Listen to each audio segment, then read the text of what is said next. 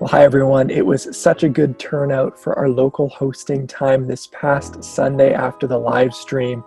It is so good to be together, virtually, yes, but to see each other's faces, to engage and interact, ask questions, and to hear about what community looks like for this upcoming fall.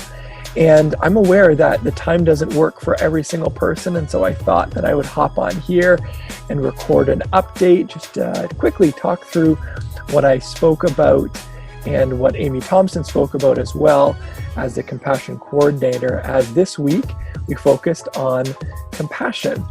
And I started off with just a simple question. Simple question was, when have you experienced an act or a moment that was compassion filled? As you pull back on your memory and you think about a time where it was just really evident that the environment, that the act, that whatever it might be was just filled with compassion. Can you think of something? We had the great opportunity to hear real live stories from people, just share about interactions even from that previous week that were compassion filled, that reminded them of what it was like to walk in compassion. I think the truth is, when we reflect on these moments, we want these moments to happen more in our life. We want our life to be filled with compassion and filled with these moments that remind us of empathy and sensitivity, of love, of generosity. And my question is, what would it look like for you to enter into a lifestyle of compassion? When we think of compassion as a church, we clearly want to be a compassion-filled church. And typically what we have done when it comes to compassion is we've established a compassion team, which is great and good. And we've focused on a few initiatives and a few partners, which are all really good. But in this season of COVID, it's becoming very difficult to have a programmed, a rallying, a mobilizing towards a particular event or a particular partnership. There's just some logistical details that we're trying to work through.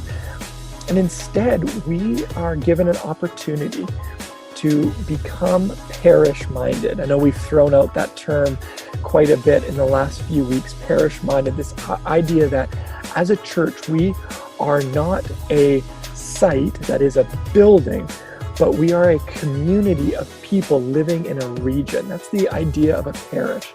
And being parish-minded is saying, because I live in this region, in this geographical area, I want to, in the most healthy way, take ownership, take responsibility for the well-being of those people in our region.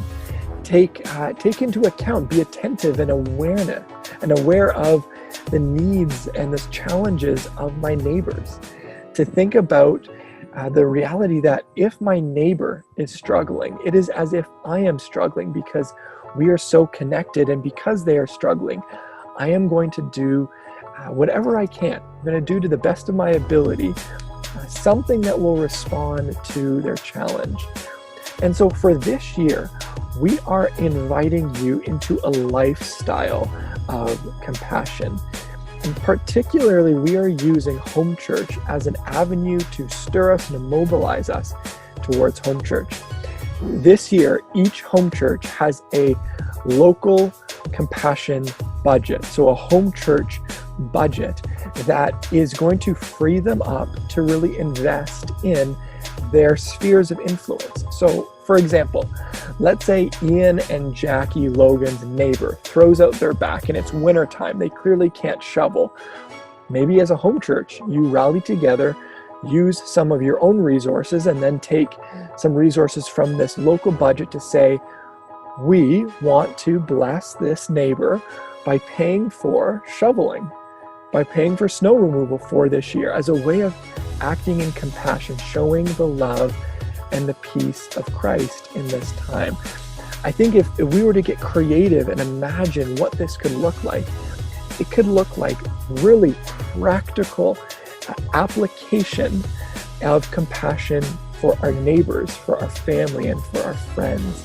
And through that, we could get our streets introduced to a compassion-filled moment. And how beautiful would that be? So I am encouraging you to be attentive, to be aware of the needs of those around you. It's okay if you can only think of small needs. That is where we need to start. We need to start with small needs that we can then meet and respond to, so that we can enter into a practice, a habit, a priority of engaging with individuals and moving through the grace of God empowering us towards compassion.